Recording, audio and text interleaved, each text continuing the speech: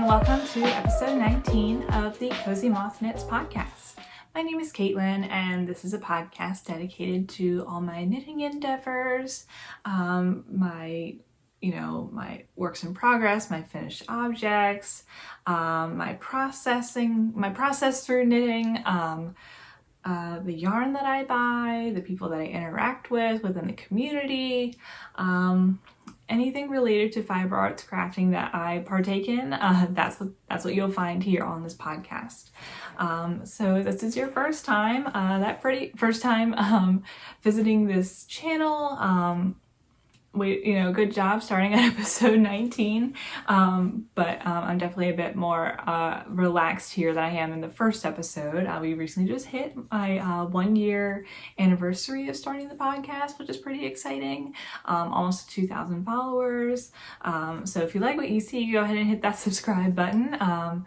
To continue to grow my subscribers. I've made a proclamation that once I hit 2,000 followers, I'm going to get a moth tattoo commemorating both my love for moths and my time here in the knitting community. And if this isn't your first time joining us, welcome back. I'm so happy to see you stopping by and visiting, or allowing me to stop by and visit you like you let me do, monthly. This is a monthly podcast, and I'm like playing with some string right here. It's bothering me. So even though this is a monthly podcast, I do try to sprinkle in some other videos, that's my goal. I've only done a couple. Sprinkle in non-podcast videos onto my channel. That way you have something else to watch from me, some more content if you want from me. But I'm also, if you can't get enough of me here on YouTube, I'm also on Instagram as the Cozy Moth Knits. I go through spurts where I'm posting frequently and not posting frequently, but I'm always there. I'm always scrolling, always answering DMs or direct messages. So if you want to engage with me there, if you have a question, if you want to, talk to me about anything, share with me something that you've seen that reminds me of me or the channel or pertaining to whatever we talk about, feel free to send me a message over there. I'm also on Ravelry as Cozy Moth Knits.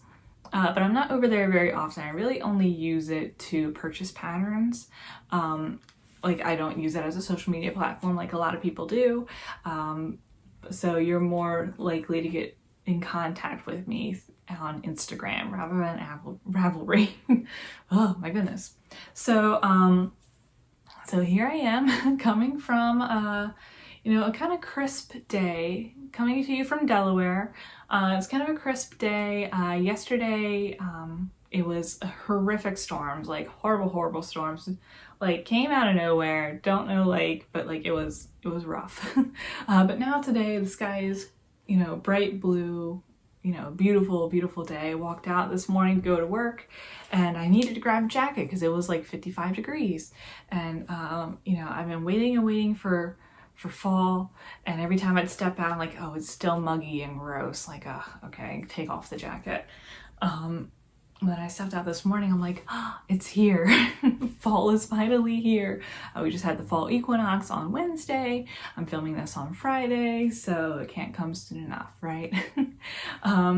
So that's my little introduction, I guess. So now you know where I'm from and what the weather's like out here. So let's get started. I only have one finished object and 2 works in progress. It'll make sense as to why I haven't really done anything or how it seems like I haven't done anything the past month, but I'll get into that soon. So I guess I'll start with the finished object, and it is a pair of socks. And these are the Trailhead socks by Northern Knits and Purl. Here we go. Made 2 of them. There's a fun cable motif on the front. I'm really digging these socks. I had so much fun making these. I'm learning more and more that I'm really starting to enjoy cables, and it just makes sock knitting so much more interesting. If you've been following me for a while, you know that I'm a big fan of texture in knitting. I'd much rather work with a garment or, you know, an accessory that incorporates texture compared to color work. That's just my preference. So adding cables into projects definitely is appealing to me.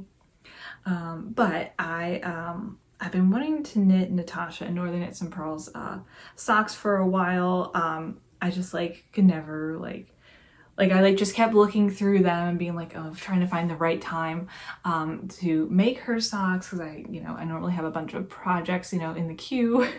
But I knit these socks for the 2x2 make along, or 2x2 knit along that Natasha and a few of her knitting friends headed up. And it was supposed to last from September 22nd it was supposed to last from July 22nd to September 22nd. And you're supposed to knit 2 pairs of socks. One from, there was 5 designers involved in it. So you pick 2 designers and you would knit 1 pair of socks from their pattern library, like a pattern that they wrote. So I will say that I did not complete the knit along. This is I only completed 3.5 socks. So, or not even a half, only 3 socks really. 3 socks and whatever this is, an eighth of a sock. But I'll get more into that later. So I had all the intention of completing the knit along, but life just got the better of me. But yes, I am thrilled with these socks. I cannot wait to wear them all the time. And the yarn that I used is by Paper Crane Yarns by Ashley. And Ashley sent me this skein a while back, and I was just looking for, and oh, this is in her colorway Wisteria, by the way. And I was just looking for the right pattern to use this yarn with, because especially when someone, sends me yarn or gifts me yarn, because normally when I buy yarn, I buy it for a project. I'm not really one of those people who just says oh, that skein's very pretty, and I just buy it and I'm oh, I'll find a use for it. Most of the stuff that's on I'm looking at my shelf right here of all my yarn, they were bought with a specific project in mind, and they're all partial skeins, because I use it for a sock and I only use 50 out of the 100 grams, or it was color work, so I only use 30 out of the 100 grams or whatever. So it's a lot of partial skeins, and then a couple gift skeins of yarn. But so anyway, when someone gives me yarn, I always, I need to find the perfect project for it. That way it can be commemorated beautifully. And when this knit along started, I knew I wanted to knit, at least one, I knew I wanted to knit one of Natasha's patterns. So I picked this one. I had purchased a couple from her, but I picked this one because I thought it would highlight the beautiful yarn that Ashley dyed up. And I feel it does a really great job. The two work well together, the pattern and the yarn, I should say. So highly recommend you following both Natasha and Ashley. They're on Instagram, Ravelry, and they both have their own knitting podcast, and they're both so sweet and so lovely. I'll link them down below. Give them a follow. Go support them in any way that you can. They're both such great young women. So yeah, these are the Trailhead socks, the Northern Knits and Pearl, and knit up in Paper Crane Yarns. So that's my finished object for you guys. Yay, I did it in a month. I knit, I think last time I'd only knit one of the socks, so I knit the second one. I feel like such a failure. I feel like I didn't do any, looking, I was preparing to, film this podcast, and I'm wow, I literally have nothing to show them. And I, had a month in between. How could I, not have anything to show them? But we'll see. So moving on from my one finished object, I will show you my 2 works in progress. So to continue on from the 2x2 make along, here is my failed attempt at at completing the second pair of socks. But the second pair of socks that I chose to make were the Stronger Together socks by Matt Akers. And here we go. Here's one sock. Again, more cables. I'll take it off though. I didn't block it, so it looks a little, it's not really easy to show, but there is the cable, or there are the cables. And I really loved working this cable pattern. It was confusing at first, but then once you like got the hang of it, it like made total sense, and like it was easy to follow. So I knitted this up in Bumblebee Acres Haku. It might still be available in their shop. I'm not sure. And this is in their, I believe, their squishy sock base. I didn't buy it. My husband bought it for me as like a birthday present last year in 2020. And I knit up my my second Cozy Classic Raglan in this colorway and held it double with some mohair. So I was like, well, why not make some matching socks, right? So there's every episode there's got to be, you know, something thrown, you know, some issue thrown in there, or me not paying attention. So when I knit these, I read the pattern, I was reading through the pattern, and you know, Matt even said, you know, maybe, you know, perhaps go up in needle size when you make these. He's like, you know, he was saying like, I'm a loose knitter or something like that. Or maybe he said that he went up in needle size that he normally knits, but his test knitters like didn't. And I was like, okay, well, some people are just, you know, tight knitters. I'm not really a tight knitter. It should be fine. Like, I know like what my sock, like when I make socks, it's always 64 stitches all the way around. Like that's like my foot size, or fits well for my foot, and I like a tighter sock too. So I got all the way down to where I needed to start decreasing for the toe, and that's when I decided to try on the sock. And it got over my heel, but it was really, really tight, and you can kind of see it's kind of like pulling right here. It was really tight to get over my foot, so I was like, well, crap. We have like a week left in the knit along, and like I can't, like I'm not gonna start over. Like, why would I start over? I put in all that work. So I'm knitting, and I'm decreasing the toe, and I'm trying to think of what to do. I'm like, well, maybe if I like, you know, maybe if I just like wear it like over and over again, like it'll be fine. Like it'll start to stretch out, or maybe if I block it, it'll stretch out. And I'm like, and I'm thinking, and I'm like, you know what? Like maybe I should just gift this sock to someone who has smaller feet than me. And a young woman, another, you know, I've talked in the past about a young woman who goes to my church, or a young girl who goes to my church. She's about 13 years old, and she's also a maker. And I knit her a pair of socks earlier this year. But there's another young girl in our youth group, because my husband and I run the youth group at our church. And she's just a, you know, all the girls in my youth group are sweet. I love them all equally. They're all precious. You know, they're all very special to me. But one girl in particular came to mind when I was, you know, knitting these socks. And I thought these will look great, or like she would love these. These are like kind of her colors. You know, like her feet, like she's younger. She's in 6th grade, or no, she's in 7th grade this year. So, and she's petite. Like she could, you know, she could definitely fit these socks. Like they look stretched out because I put it on a blocker that's my size, but they'll definitely fit over her feet. I'm like, I'm just gonna get these to her. And then, you know, our youth group is small, so like the other like 3 girls in the youth group, I'll say like, well, I gave these socks to, you know, so and so.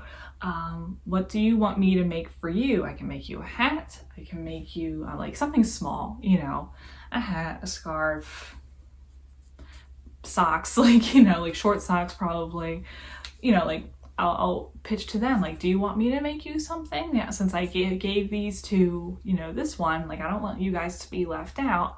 Tell me what you want and I'll make it for you. And then I'll bring them up here because we have youth group in our house. I'll show them the yarn, you know, have them pick from, you know, whatever I'm okay, you know, knitting with for other people. And I'll say, you know, tell me what you want. You know, it's on me, obviously. Like, I'll do this for you because I love you all. I'll have it ready for like Christmas or whatever. So I think that's my plan. I only just did the cuff for the second sock. I haven't really had time to finish the second sock. But that's like my goal is to finish it soon. Hopefully before the end of October, that's my goal. And then block these and then gift these to the young lady at my youth group. So yeah, again, the Stronger Together socks by Matt Akers. And yeah, such a fun pattern to knit up. It looks like, I feel like this is the case with cables, like all cables, or at least for me, is that it looks super intense and it looks scary and it looks incredibly time consuming. And it is, because cables are going to be time consuming. You're stopping and you're picking up and you're moving back or moving forward or whatever. But after like, you know, a couple repeats, then like it starts to make sense and you're like, okay, well now you're just going through the motions, you know. And like, you know, I had my, you know, my pattern, you know, sitting by, I had, you know, my cable stitch guide right here, so I wasn't flipping back and forth to the, you know, the front, you know, the back page, you know, going like that. So I just put it on a sticky note and had it right there. But after a while I didn't need to refer to this, it just started to make sense. But yeah, that's my first work in progress, and I'm excited to finish them and gift them. All right.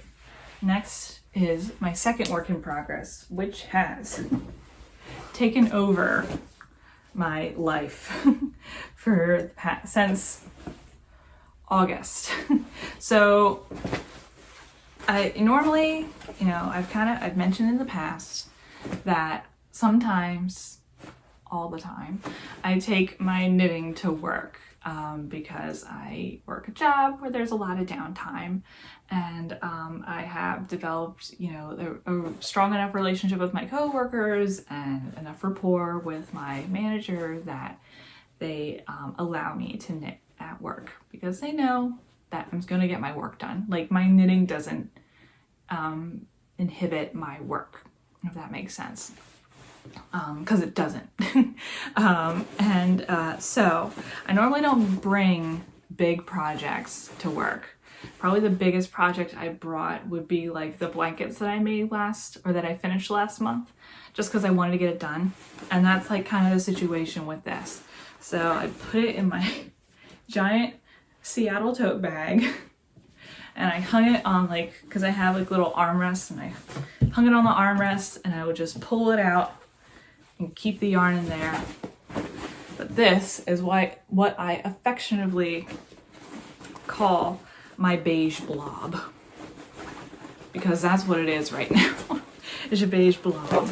But I'm not going to go too much into it because I'm going to make a whole video on it, because this is a project that I'm doing in collaboration with Beige. I'm working with Beige again, and I'm super excited for this, so I'm just going to show you a little bit.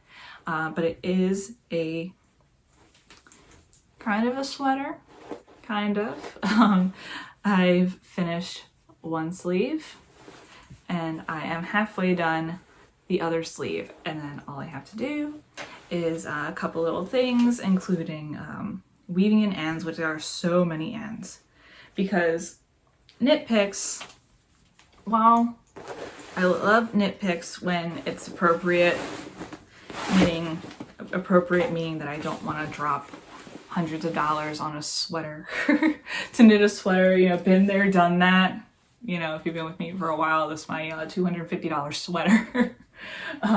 But like, I've been trying to like watch myself in terms of buying yarn, and like, I look back on this year and I barely bought any yarn for myself. comparatively. Like 2020, I went ham and bought all kinds of yarn, but this year I like put myself on a yarn diet and back in March, and I kind of just like stuck to it throughout the year, except, you know, buying yarn like when I needed it. Like for this collaboration, like I didn't have a sweater's quantity of yarn that I wasn't already planning to use for another project. So I bought the yarn for this. But so with knit picks in there, because this is a worsted weight, this is wool of the Andes.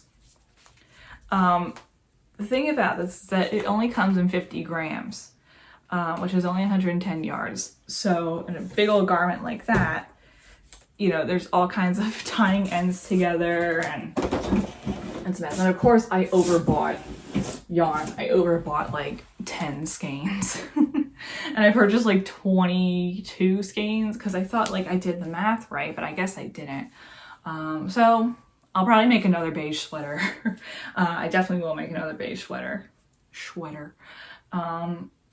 But yeah, so that is my big old project that is taking up all my time. Last time I spoke, I think I'd only like partly finished the bottom section before splitting for the sides.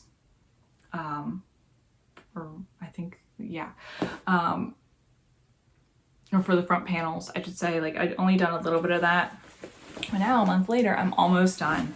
My plan is to finish this weekend and to put together the video and have it ready for you guys by the beginning of October, because this is going to be the perfect sweater for fall. I am so excited for it. I'm like, my Pinterest is just full of beige sweater outfits and how I'm going to style this. This is going to be such a versatile sweater. I'm so excited for it, and I'm going to talk to you more about it in a future video, which is why I'm not spending too much time on this. So that is my other work in progress. And that is all I've been working on the past few weeks. I think it's been a little over 20 minutes at this point, and normally my podcasts are like an hour. What is going on?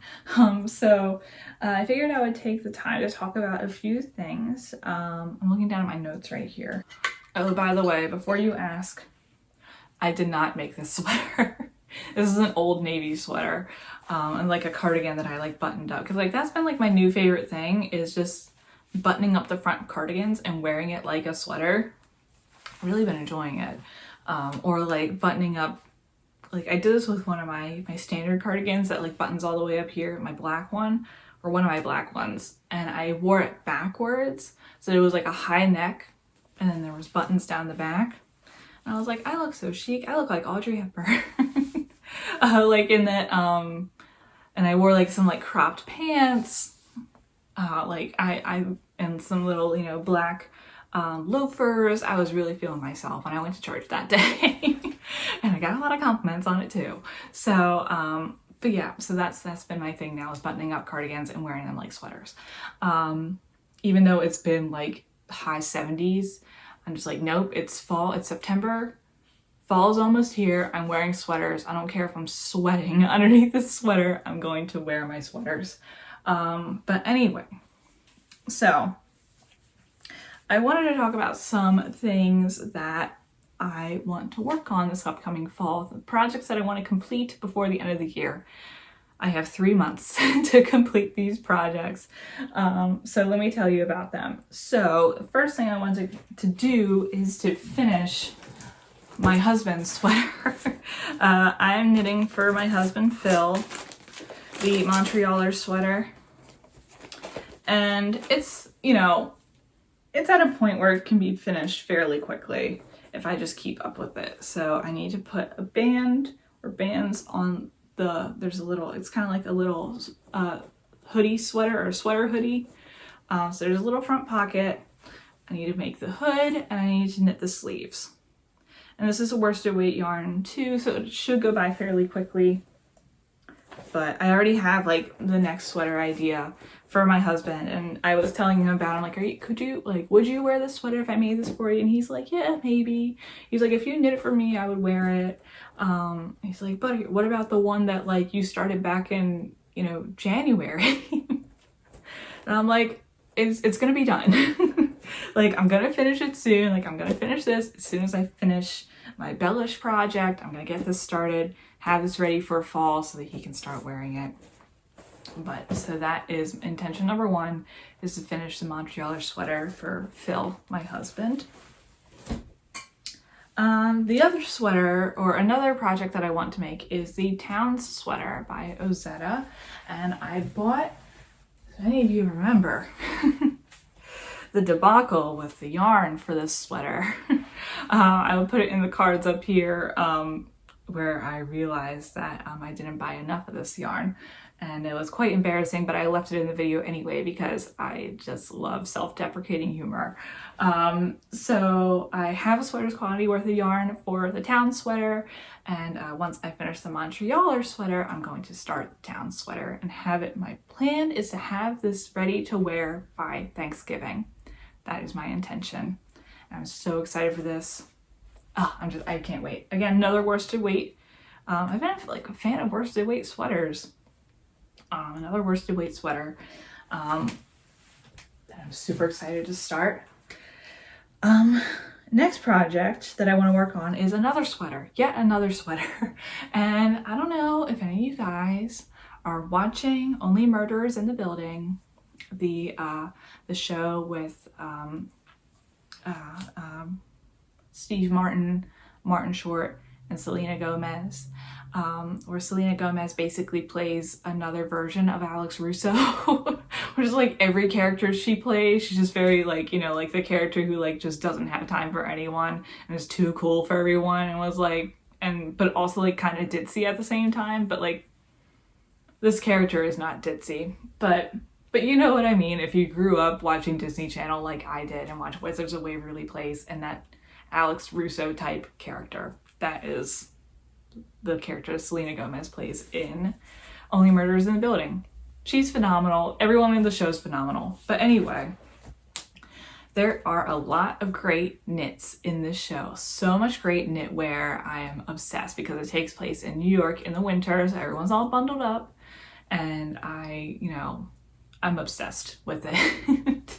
And being someone, obviously, I'm sure you guys can relate, as someone who, you know, does a lot of knitting, now I'm seeing like all the different types of knitwear in pop culture and in movies that I enjoy, and just like obsessing over them. So there's this one sweater that I think in episode 2 or 3 that Selena Gomez wears, that I just saw it and was like, I need this in my life. It is a bright fire truck red, maybe not fire truck red, but like a cherry red sweater. And it's just a basic red sweater, a little oversized, little cropped. And I was just like, okay, I'm gonna have to make one of these. I'm gonna have to make myself a red sweater, guys. It's very important that I make this sweater. So the plan is, after I finish the Town sweater, that I'm going to make this Only Murders in the Building inspired sweater. So my goal for that one is to be able to wear that one for Christmas. So we got Thanksgiving and Christmas. We got, you know, finishing Phil's sweater before October ends. We got the Town sweater for Thanksgiving, and we got the Only Murders in the Building red sweater for Christmas. So those are my goals. And finally, my last, well, I guess second to last, project that I have in mind before the end of the year is Christmas knits, or Christmas presents for my family for Christmas, because the past 2 years I have knit my family Christmas gifts in addition to their regular gifts. So the first year I did that, I knit them Harry Potter, like Gryffindor, or not Gryffindor, Hogwarts house scarves that match their, you know, their house. So I think it was 3 Gryffindors, 1 Slytherin, 1 Ravenclaw, and I'm the only Hufflepuff. So so we all have, except my husband, because my husband doesn't really care for Harry Potter. I don't really either. Not that I don't care, like I have good memories, but my family like loves Harry Potter. And when I watch Harry Potter, I associated with them. So like we're all, you know, wearing these sweaters together, and we watched my favorite Harry Potter movie, which is Prisoner of Azkaban.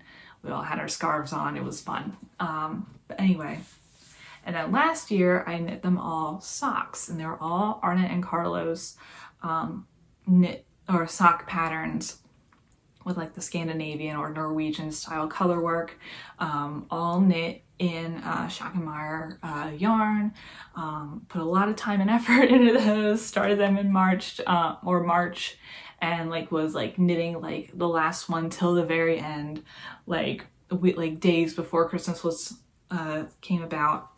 So I'm like, okay, well, I knit them scarves, I knit them hats, like I don't have time to knit them all sweaters. Like, so now what? Now what am I gonna make them?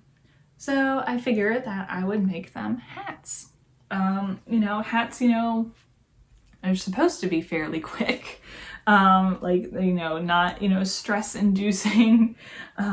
So I decided that I'm going to, so there's 5 members of my family that I'm knitting these things for.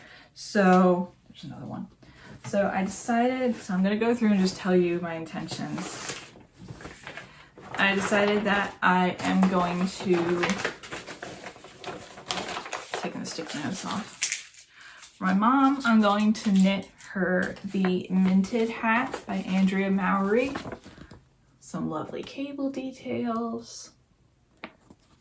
I feel like that would fit my mom. When I think of my mom in the winter or in the fall and winter especially, she had like a bunch of cable knit sweaters. Like she would like go to the Gap and buy like the same cable knit sweater in like 5 colors, which I love. I do that myself. Like whenever like I find a piece of clothing that I love, I just like buy it in a bunch of different colors.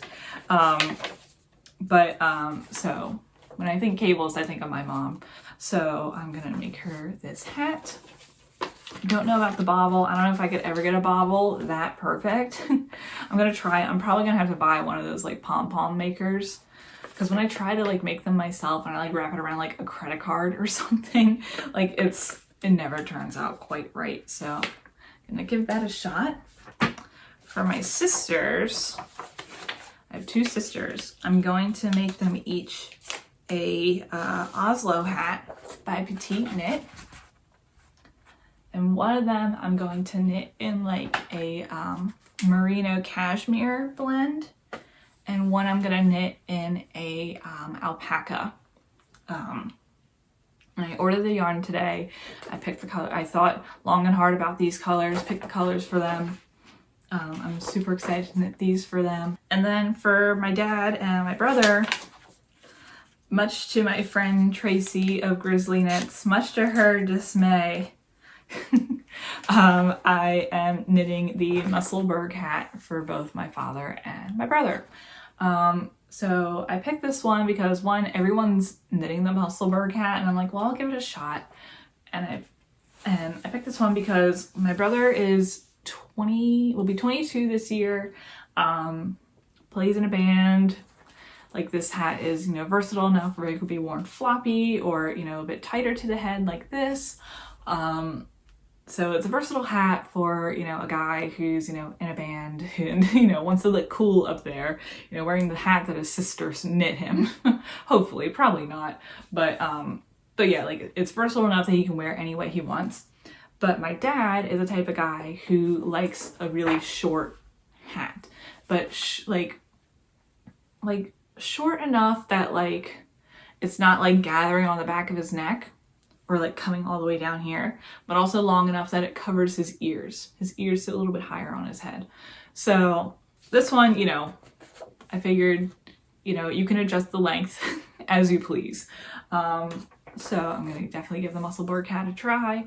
After listening to my friend Tracy tell me her issues with this hat, I'm a little bit scared, and as I'm flipping through this, I don't understand the gauge, and I'm a little scared about it. Like, so if any of you guys understand what's going on with the Musselburgh hat. If you could help me out, I would greatly appreciate it. Send me a DM, or you know, if you would be okay, or at least say like, hey, if you have any questions, you can message me. I would greatly appreciate it. I might have some questions. So we'll see. So those are my plans for Christmas for my family. And just like my knitting plans in general by the end of the year. I already have ideas for next year. I want to knit myself a sweater that has brioche, like a full brioche sweater, kind of like this. But I'm thinking more of either, I'm trying to think of what, like I see these sweaters all the time and I'm obsessed with them. So I'm thinking the Seasons sweater or the Seasons cardigan by Ozetta, or the, I think it's the September or November sweater by Petite Knit, like, you know, sweaters like that. I'll post pictures. So I would love to make one of those, maybe in like a, trying to think of a color I don't have in a sweater. But yeah, I already have like a store-bought black brioche sweater. But maybe like a deep forest green, like green. Like I've been obsessed with green lately. Like I've been wearing a lot of green. I like went through my wardrobe recently and I'm like, geez, like so much green, like, but I don't have like a deep forest green. Like it's a lot of like this and a lot of sage green. But yeah, so a very deep forest green, or like a very deep turquoise, or like a jewel tone green, blue, or even like a pale pink. I know Knitting Maccabi just recently dyed up some beautiful dusty pink, and I might have to indulge, but we shall see. I'm still thinking about it, still thinking about what I want in my wardrobe. So there's that on the horizon for 2022, and surprise, surprise, another young woman in our church is pregnant, so I'm going to knit her a baby blanket too. That baby's not due until April, so I have time to think about what blanket I want to knit. I'm looking a lot at the Pearl Soho blankets. We shall see. So moving on from knitting intentions, I want to talk to you about a recent acquisition, and as well as a project coming up, and I wanted to get your advice. So around my birthday month, everything I bought for myself in July was a birthday present for myself. So this was a birthday present for myself. So I never heard of these, I've never heard of this yarn dyer up until like days before my birthday. And for some reason, I can't remember if someone sent it to me or if it just came across my feed. If you sent it to me and I don't remember, I'm really sorry. I really am truly sorry. I'm sorry if I don't remember if any of you guys sent it to me. But so Desert Vista Dye Works, they are located in Arizona. And I believe it's two women, this 2-women team. They have like hundreds, maybe even thousands of colorways that they dye like maybe once or twice. They do dye to order skeins, and like it's crazy, but like they make, you know, beautiful artwork with their yarn, and like all I can think about is like, how do you come up with all those all those ideas? Like I would run, like I like even think sometimes like, oh, if I were to dye yarn, what would I base my colors off of? Like would I pick, like, you know, like how some dyers like they like stick to a very specific theme. I'm like, well, maybe like a TV show.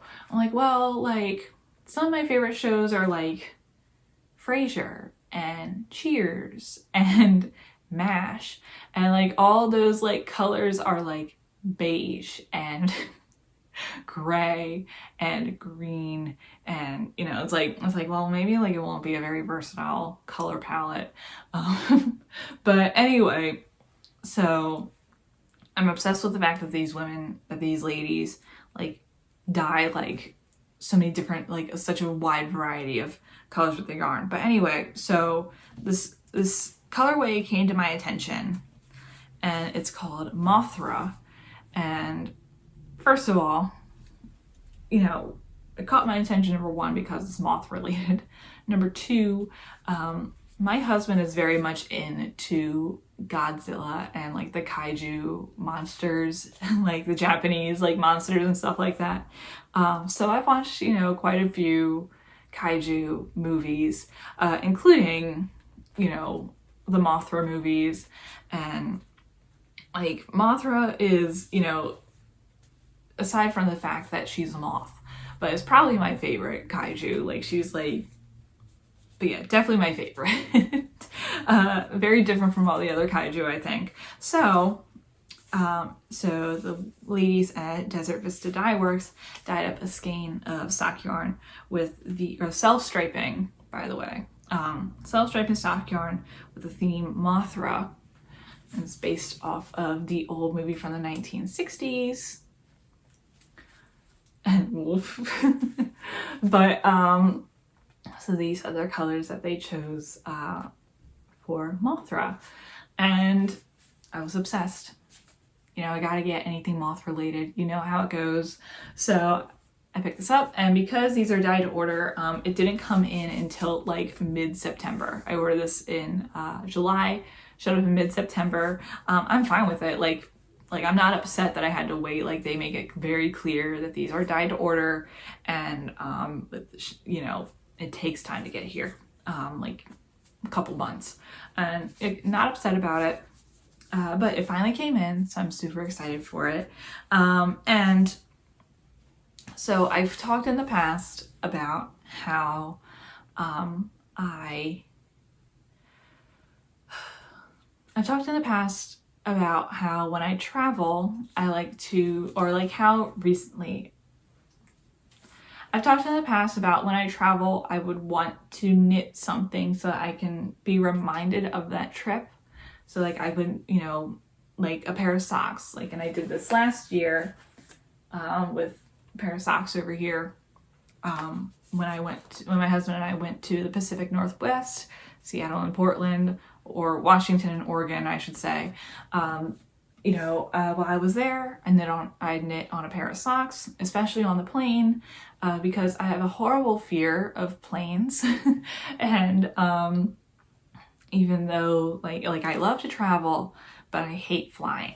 So I knit to kind of like take my mind off the fact that I'm like, you know, hundreds of thousands of feet up in the air and I could die at any point on this plane. So I knit socks to take that fear away a little bit. So my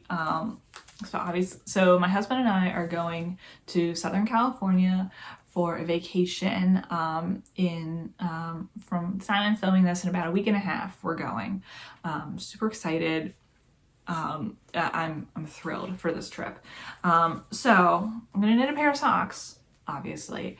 So I need to know, I'm torn between if I want to knit a pair of socks in the Mothra colorway, or if I want to knit a pair of socks in the Patons Croy, what's the color again? Mid-century stripes. I don't know. It shouldn't be this hard to pick what yarn to bring. I do know that like if I bring this, I just have to bring this skein. But with the Patons, I would have to bring 2 skeins because this is only 50 grams. So I don't know which yarn. So I'm asking you guys, which yarn should I bring on my trip? Should I bring the Mothra or should I bring the mid-century stripes? I'm gonna do like just a broken rib sock, like, you know, something simple. And the goal is to finish the socks before I come home. or at least like to a point where like I can just like finish the toe when I get home or something. But so yeah, what colorway should I bring with me to California? Should I do Mothra or should I do mid-century stripes? Let me know in the comments. You guys have a couple days to let me know. So yeah, there's that. So yeah, I guess I will leave this here with you guys. I'm looking forward to the next episode already because when I go to California, I will definitely be visiting several yarn shops. If you have any yarn shop recommendations in the San Diego, Orange County, and Joshua Tree, Palm Springs area, please let me know. I will definitely be visiting them. So yeah, so I think I will leave this. I always say like I'm gonna leave this here, and then I say it like 5 times as I'm trying to wind it down. But thank you again so much for coming and visiting with me. I always enjoy these visits with you, these monthly visits, and some little sporadic ones in between. I look forward to seeing you guys soon in my next video when I will be talking about this giant beige blob that I've been working on for the past month and a half. So I am really going to leave this here and say, stay safe everyone, keep knitting, and I will see you all later.